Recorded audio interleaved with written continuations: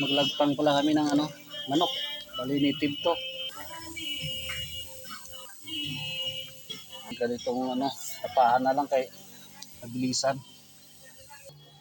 Ganito kasimple yung pamumuhay namin dito.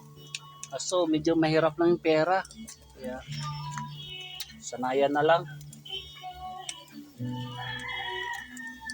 Paki-comment naman kung taga saan kayo at saka kung saan naabot yung natin video. Pwede kayo magpasyal dito sa akin sa Murcia. Ito pala yung paraan namin sa lagpang ng manok. Okay lang, no? Yan.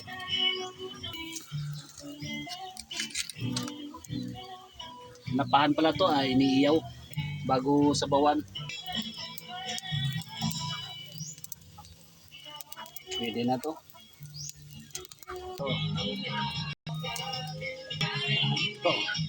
Ito, sarap to.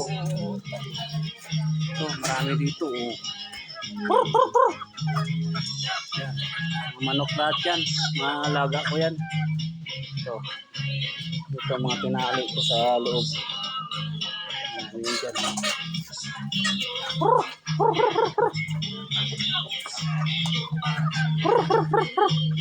Yan sa kusina namin nakahapon. Sabi init. Yan o. Lalagpang to, nilagpang. So dito natin ito, bisayin natin to. Wala to, ang daming karne o.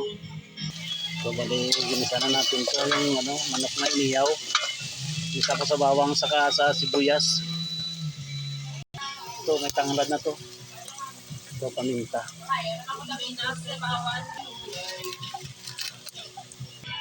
Talagyan natin ng asin.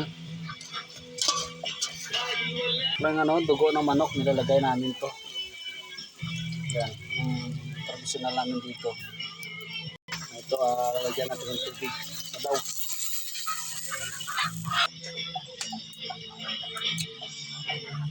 Itong mga manok niya, taas ang bubong namin. Wow. Yun o, meron pa dun sa dulo. Taas.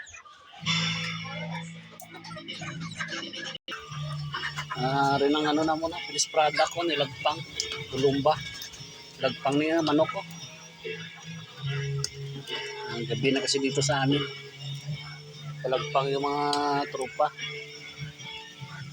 Tanduay daw, partner. Thanks for watching. God bless po sa ating lahat. Thank you.